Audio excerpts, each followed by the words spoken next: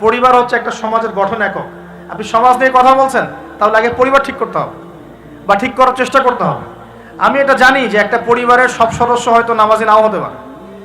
নূহ আলাইহিস সালামের স্ত্রী যখন ঈমান নিয়ে আসে নাই, লূত আলাইহিস সালামের স্ত্রী যখন ঈমান নিয়ে আসে নাই, আদম আলাইহিস সালামের সন্তান কাবিল যখন জাহান্নামে যাচ্ছে, আবার ফেরাউনের ঘর থেকে যেমন আসিয়া জান্নাতে যাচ্ছে, তার মানে পরিবারের সবাই যে একরকম হবে নট নেসেসারি। কিন্তু অ্যাজ এ পরিবারের কর্তা, আপনি পরিবারের guardian, as a guardian of family, আপনাকে আপনার রেসপন্সিবিলিটি তো পালন করতে হবে নাকি? পরিবারে আপনার দায়িত্ব নাই? পর্দা প্রতিষ্ঠা করার দায়িত্ব কার? আপনার স্ত্রী পর্দা করে না, এই দায়িত্ব কার? এই জিম্মাদারি কার? আপনার সন্তান যে নামাজ পড়ে না, এই রেসপন্সিবিলিটি কার? পরিবারে যে হারাম ঢুকতেছে রিজিকে, এই দায়িত্ব কার? আল্লাহ পাক, আমি মনে হয় বুঝাতে পেরেছি। অতএব পারিবারিকভাবে আল্লাহ পাক আমাদের সবাইকে যেন ইসলামটা ধরে রাখার তৌফিক দান করেন বলি আমিন। 4 নাম্বার হচ্ছে, নবী সাল্লাল্লাহু আলাইহি ওয়াসাল্লাম সাহাবীগণ দ্বীনের দাওয়াতি কাজ সবাই আমভাবে করেছে। এমন নয় যে নির্দিষ্ট কিছু সাহাবী দাওয়াতি কাজ করতেন, বাকিরা দাওয়াতি কাজ করতেন না, বিষয়টা কিন্তু এমন ছিল না। সবাই মিলেই দ্বীনের দাওয়াতি কাজ করতেন, যে কাজটা আমরা এখন করি না। কতজন ভাই আছেন যারা ডেইলি কমপক্ষে আধা ঘন্টা করে হলো দাওয়াতি কাজ করেন? হাত তুলেন দেখি। আচ্ছা, নামা দেখেন, সবাই মিলে যতক্ষণ পর্যন্ত দাওয়াতি কাজ করব না, সৎ কাজে আদেশ অসৎ কাজে নিষেধ, ততক্ষণ পর্যন্ত সমাজ ব্যবস্থা কায়েম হবে না। সবাইকে দাওয়াতি কাজ করতে হবে। একজন আলেম আসবেন, একজন বক্তা আসবেন, ওয়াজ করে যাবেন, দাওয়াত দিয়ে যাবেন, ব্যাস এখানেই ফুল স্টপ, ডোর ক্লোজড, তাহলে হবে না। এভাবে সমাজ প্রতিষ্ঠা হবে না। এভাবে তো বললাম, দাওয়াত দেওয়া হতে পারে, একদিনের ওরস হতে পারে, একদিনের ওয়াজ হতে পারে, একদিনের একটা সম্মেলন হতে পারে, কিন্তু প্রতিষ্ঠা অন্য জিনিস। প্রতিষ্ঠা মানে কি? মানে আমি যে আসলাম, বললাম ভাই 5 ওয়াক্ত নামাজ পড়েন, নামাজের দাওয়াত দিয়ে গেলাম। আর প্রতিষ্ঠা মানে কি? যদি এখানকার অথরিটি আমার কাছে থাকতো আর আপনি নামাজ পড়ছেন না, আমি আপনার দোকান সিলগালা করে ফেলতাম। কথা বুঝতে পারেন নাই? আজান আছে, মার্কেটে দোকান খোলা, দোকান সিলগালা হয়ে যাবে, জরিমানা হবে, ভ্রাম্যমাণ কোর্ট, একদম কোর্ট সাথে সাথে বসে আর ফাইন করে দেয়। এটা প্রতিষ্ঠা। নামাজ পড়বো না মানে? মুসলমান নামাজ পড়বো না কেন? তুমি কি অমুসলিম নাকি নামাজ পড়বে না? এর নাম প্রতিষ্ঠা। এটাকে আপনি করতে পারবেন? আপনি এখন দাওয়াত দিতে পারবেন, ভাই নামাজে আসেন, নামাজ পড়লে এত নাকি হয়, না পড়লেই হয়। তো এই দাওয়াত তো চলছে মাশাআল্লাহ। প্রতিষ্ঠা কখন হবে? যখন সবাই মিলে সমাজটা পরিবর্তন করবে, তখন গিয়ে প্রতিষ্ঠা হবে ইনশাআল্লাহ। সমাজে যারা নেতৃত্ব দেয়, এরা কি আসমান থেকে টপকে পড়ে, না সমাজের ভিতর থেকে বের হয়? সমাজ যদি পরিবর্তন হয়, নেতৃত্ব এখান থেকেই বের হবে ইনশাআল্লাহ। আর যখন আল্লাহওয়ালা মানুষরা উপরে যাবে, তখন দেখবেন তারা এইসব অথরিটি ইম্পোজ করবে ইনশাআল্লাহ। ওই যে বলেছিলেন, 1 মাস, খালি একটা মাস উমরের শাসন যদি চলে, দেখবেন সব একদম ঠান্ডা হয়ে গেছে ইনশাআল্লাহ। সব ঠান্ডা, একদম ঠান্ডা। এটা ভেরি মাচ পসিবল। 1 মাস সময়, 1 মাস, ওই দিন বললাম। উমর রাদিয়াল্লাহু আনহু যদি এখন বেঁচে থাকতেন, মনে করেন, কথার কথা বলছি, উমর রাদিয়াল্লাহু আনহু এখন বেঁচে আছেন, তিনি আসলেন পাকিস্তানে, আসলেন মনে করেন, সিরিয়াতে আসলেন, কথার কথা বলছি আর কি। এমন তাকে মনে করেন দায়িত্ব দিল জনগণ যে আমিরুল মুমিনিন, আপনি সমাজটা ঠিক করেন। তার কয়দিন লাগবে? কয়দিন লাগবে জানেন?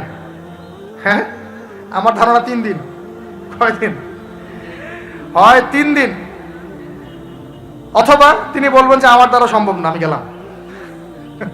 কারণ এখানে একটা কারণ আছে। কারণটা শোনেন, আমি কথাটা কেন বলেছি। আলী রাদিয়াল্লাহু আনহুর যুগে কিছু যুদ্ধ হচ্ছিল না, সিফিনের যুদ্ধ, এই যুদ্ধগুলো। তখন জনগণ, খারেজিদের সাথে যুদ্ধ হচ্ছে, জনগণের মধ্যে কয়েকজন এসে বলছে, আলী রাদিয়াল্লাহু আনহু, ইয়া আমিরুল মুমিনিন, আমরা উমর রাদিয়াল্লাহু আনহু, আবু বকর সিদ্দিক, ওসমান, তাদের যুগটা পার করে আসলাম, তো ওই যুগে তো এত ফিতনা ছিল না, তা আপনার যুগে এত মারামারি হানাহানি কেন? ঘটনা কি? একটু বোঝেন আমার কথাটা, মনোযোগ দেন, খুব ইম্পর্টেন্ট কথা। তো আলী রাদিয়াল্লাহু আনহুকে বলছেন, আপনার যুগে এত হানাহানি মারামারি কাটাকাটি কেন? উমরের যুগে তো এমন ছিল না, আবু বকরের যুগে তো এমন ছিল না, ওসমানের যুগে তো এমন ছিল না। তো আলী ইবনে আবি তালেব, বিচক্ষণ মানুষদের মধ্যে অন্যতম একজন বিচক্ষণ মানুষ, তিনি বলছেন, উত্তর দিচ্ছেন, দেখেন কি বিচক্ষণতার উত্তর। তিনি বলছেন, শুনো, আবু বকর উমরের যুগে আবু বকর উমর ছিল শাসক, আর আমরা ছিলাম জনগণ। আবু বকর ওমরের যুগে আবু বকর, ওমর, ওসমান ছিল শাসক, আর আমি, আলী আর আমার মতো মানুষরা ছিল জনগণ। আর আমার যুগে আমি হচ্ছি শাসক আর তোমরা হচ্ছে আমার জনগণ। কথা বুঝলেন নি? মনে কিছু বুঝতে পারেন নাই? মানে আলী রাদিয়াল্লাহু আনহুর যুগে যে জনগণরা আছে তারা আবু বকর ওমর রাদিয়াল্লাহু আনহুর যুগের জনগণের মতো নন। এই কারণে আলী রাদিয়াল্লাহু আনহুর সমস্যা ফেস করতে হচ্ছে। তো এটাই বলছিলাম, যখন জনগণ সবাই বলছে আমি সুদ খাবো, সবাই বলছে যে পর্নোগ্রাফি দেওয়া হোক, মদ চলুক, বেপরদামি চলুক, হ্যাঁ জুয়া চলুক, আর আমি বেচারা একা একা বসে যদি বলি না এগুলো সব হারাম, তা আমাকে তো পিঠা এখান থেকে সরাই দিবে মানুষ, তাই না বিষয়টা? তার মানে সমাজের মানুষকে পরিবর্তন করতে হবে, আল্লাহ পাকে এটা বোঝাতে হবে। মানুষ যখন পরিবর্তন হবে ইনশাআল্লাহ, তখন দেখবেন এখান থেকে যোগ্য নেতৃত্ব উঠে আসবে। এভাবেই সমাজটা প্রতিষ্ঠা হবে ইনশাআল্লাহ আযজা ওয়া জাল্লা। আল্লাহ পাক আমাদেরকে তৌফিক ইনায়াত করুন।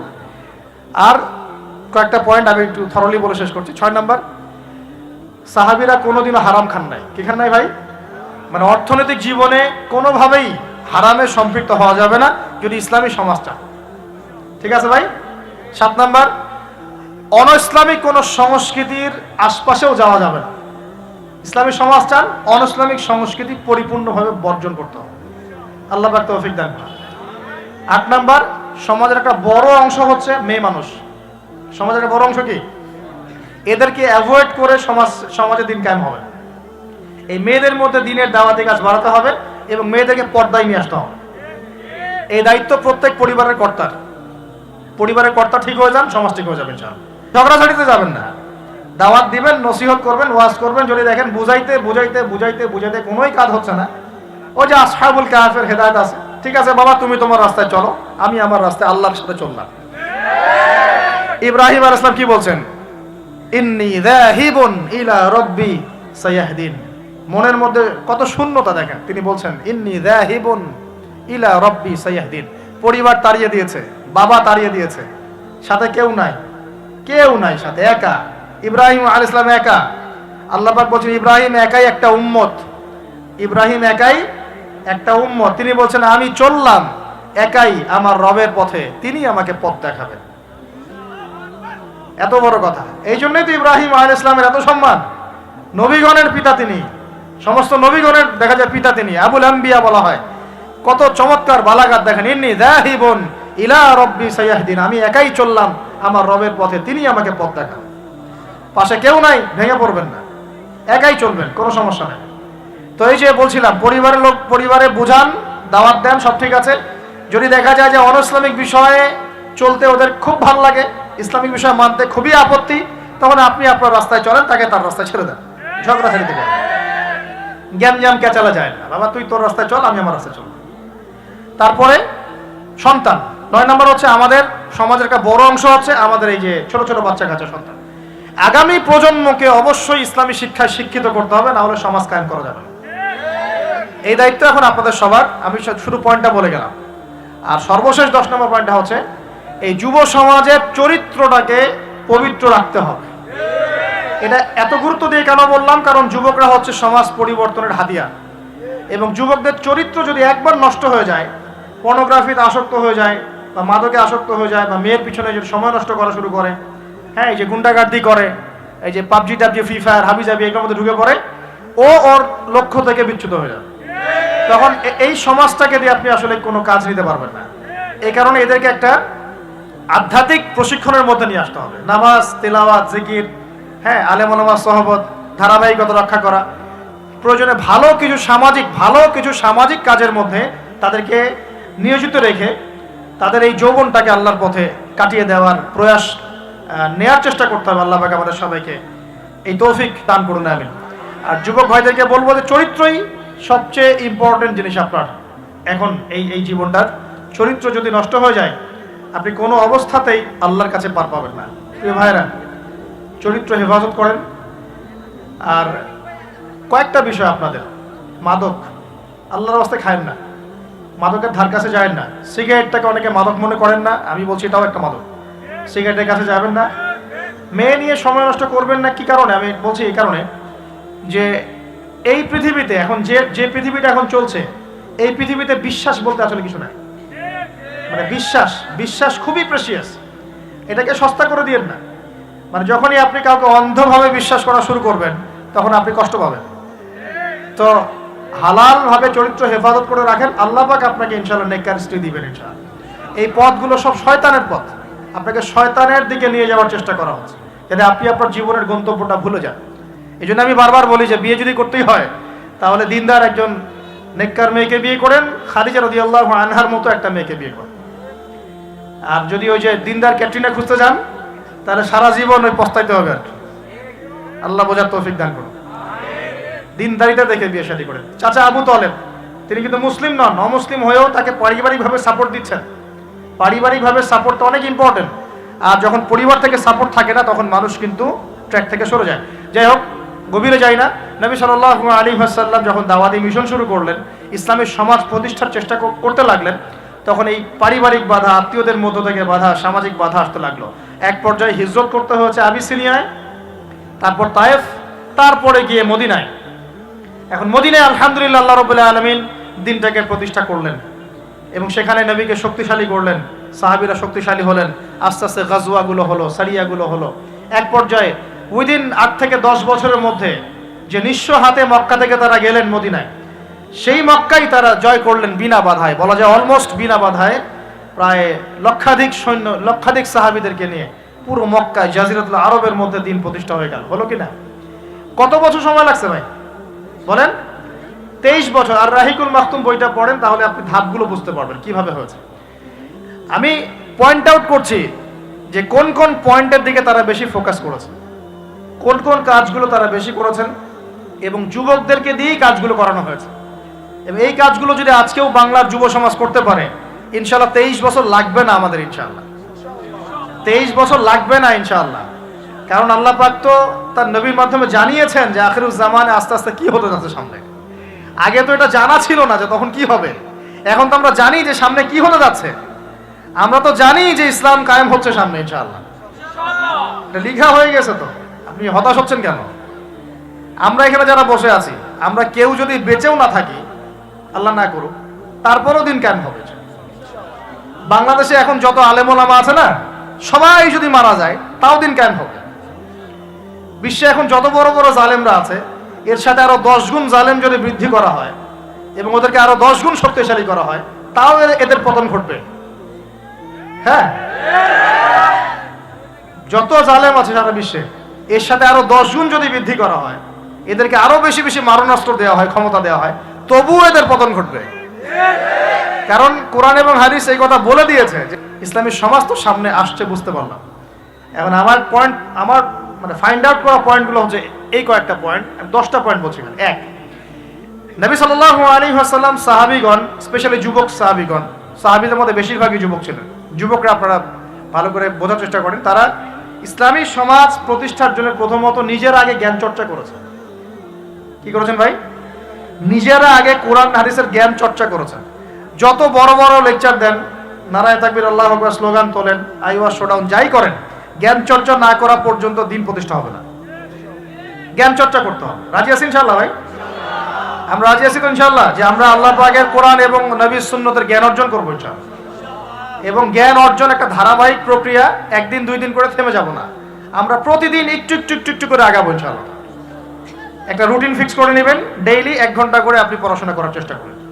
আমি অনেক লেকচারে কিছু সিলেবাস বলেছি, আপনাকে কোরআন পড়তে হবে, আরবি ভাষা শিখতে হবে, হাদিসের কিতাবগুলো পড়বেন, ইতিহাস, ইসলামের ইতিহাস পড়বেন, ইসলামিক অর্থনৈতিক বইগুলো পড়বেন, বড় বড় রিনাউন্ড ওলামায়ে কেরামদের বইগুলো পড়বেন, সিরাত পড়বেন, আকীদার বই পড়বেন, ফিকহের কিছু বই পড়বেন। মানে আপনার একটা ক্লাসিক্যাল পড়াশোনার ধারা থাকতে হবে। এবং এই পড়াশোনা একা একা করা যাবে না। কিছু বই আপনি একা হয়তো পড়তে পারবেন, কিন্তু অনেক কিতাব আছে যেগুলো আপনি একা পড়তে পারবেন না। আপনার বিজ্ঞ ওলামায়ে কেরামের সোহবত দরকার আছে। এটার দায়িত্ব আপনার, আপনি খুঁজে বের করবেন কার সোহবতে আপনি যেতে চান। আল্লাহ পাক আপনাকে তৌফিক দান করুন। প্রথম কথা জ্ঞান অর্জন। 2 নম্বর, দিন প্রতিষ্ঠা ইসলামী সমাজ ব্যবস্থার জন্য সাহাবীগণ নিজেরা আমল করিয়ে দেখেছেন, শুধু জ্ঞান অর্জনই করেন নাই। যে জ্ঞান অর্জন করেছিলেন সেটা আমল করে দেখিয়েছেন। যেমন উমর রাদিয়াল্লাহু আনহু বলতেন যে সূরা বাকারা হিফজ করতে আমার সময় লেগেছে 12 বছর। কত বছর? 12 বছর লেগেছে সূরা বাকারাটাকে আয়ত্ত করতে। কারণ সাহাবীরা যতক্ষণ পর্যন্ত 10টা আয়াত লেসন নিয়েছেন, 10টা আয়াতের উপর আমল না করা পর্যন্ত নতুন করে দাস নিতেন না। বুঝতে পারছেন না? মনে করেন আপনি সূরা মাউন শিখেছেন, মাউন। আর আইতাল্লাযী ইউকাযযিবু বিদ্দিন, এই সূরা আপনি শিখেছেন। সাহাবীদের সুন্নাত ছিল কি, এই সূরাটার উপর তারা আমল না করা পর্যন্ত নতুন লেসন নিতেন না, এভাবে তারা আমল করতেন। আমরা কি আমল করি? আমরা যত পারি আগে তথ্য ইনস্টল করতে থাকি। আমাদের জ্ঞান চর্চাটা হচ্ছে তথ্য ইনস্টল করার মতো। তথ্য ইনস্টল করাকে জ্ঞান চর্চা বলে না, এটাকে আমরা ওয়েল ট্রেন্ড বলতে পারি, ওয়েল এডুকেটেড বলতে পারি না। সার্কাসের সিংহ বাঘ দেখেছেন না? লাঠি চাবুকের ভয়ে অনেক কাজ করে না। অনেক কুকুর দেখা যায় না যে ট্রেনিং প্রাপ্ত, যা কমান্ড করে সে ফলো করে না। এটা ওয়েল ট্রেন্ড বলা যায় এটাকে, এই কিন্তু ওয়েল এডুকেটেড না। আমাদের ক্রিটিক্যাল থিঙ্কার্স দরকার, মানে কোরআন সুন্নাহ পড়বে, আমল করবে এবং এটাকে নিয়ে গবেষণা করার চেষ্টা করবে। মানে আমাদের কোরআন সুন্নাহকে নিয়ে গবেষণার একটা প্রজন্ম দরকার, গবেষক প্রজন্ম, ক্রিটিক্যাল থিঙ্কার্স। আল্লাহ পাক আমাদেরকে এই তৌফিক লাভে ধন্য করুন বলে আমি। তো 2 নম্বর ইনিশিয়েটিভটা হচ্ছে অবশ্যই জ্ঞান অনুযায়ী আমল করতে হবে যদি ইসলামী সমাজ চাই আমরা। আল্লাহ পাক আমাদের সবাইকে তৌফিক দান করুন। সবার আগে আমাকে তৌফিক দান করুন বলি আমি। জ্ঞান অনুযায়ী আমল করার জন্য একটা সুন্নত ফলো করলেই হবে, একজন ব্যক্তিকে জাস্ট ফলো করতে হবে। জীবনের প্রতিটা কাজ নবী সাল্লাল্লাহু আলাইহি ওয়াসাল্লামের সুন্নাহ মাফিক করলেই আপনি জানা অনুযায়ী আমল করে ফেলবেন ইনশাআল্লাহ। পারা যাবে ইনশাআল্লাহ। আজকে ঘুমানো থেকে শুরু করে দেন, জীবনের প্রতিটা কাজকে ঢেলে সাজান। কাপড় পরা, ঘুমানো, ঘুম থেকে ওঠা, হ্যাঁ, এমনকি বিছানা ঝাড়া, ইস্তেঞ্জা করা, আপনার ব্যবসা বাণিজ্য, শিক্ষা, এভরি সিঙ্গেল সেক্টর ঢেলে সাজানোর চেষ্টা করেন যে নবীর মতো হচ্ছে কিনা। যদি হয় আলহামদুলিল্লাহ, যদি না হয় তাহলে এখানে আপনার কিছু কাজ করার বাকি আছে। আল্লাহ পাক আমাদের সবাইকে নবী সাল্লাল্লাহু আলাইহি ওয়াসাল্লামের সুন্নাহ মাফিক জীবন গড়ার তৌফিক দান করুন। আপনাকে আল্লাহ দুনিয়া পাঠিয়েছেন তার ইবাদত করার জন্য, আল্লাহর জমিন, আল্লাহর দিন প্রতিষ্ঠা করার জন্য। আল্লাহ পাক আমাদের সবাইকে আল্লাহ পাকের জমিনে আল্লাহর দিন প্রতিষ্ঠার যে গ্রহণযোগ্য কর্মপন্থা এগুলো বাস্তবায়ন করার তৌফিক দান করুন বলি আমিন। আমরা দোয়া করি আল্লাহ পাক আমাদের সবাইকে জ্ঞান অর্জন করার তৌফিক দান করুন, নবীর সুন্নাত অনুসরণ করার তৌফিক দান করুন এবং সিচুয়েশন বোঝার তৌফিক দান করুন, পরিস্থিতি সম্পর্কে সচেতন থাকার তৌফিক দান করুন, হালাল খাওয়ার তৌফিক দেন, মা বোনদেরকে পর্দা রাখার তৌফিক দেন, ইলম অনুযায়ী আমল করার তৌফিক দেন। আল্লাহ পাক আমাদের যুবক ভাইদেরকে হেদায়েত দান করেন, আমাদের পরবর্তী প্রজন্মকে আল্লাহ দিনের জন্য কবুল করেন আমিন। এবং সবাইকে দিন ইসলামের দাওয়াতি কাজ করার তৌফিক আল্লাহ পাক দান করেন, সকলে বলে আমিন।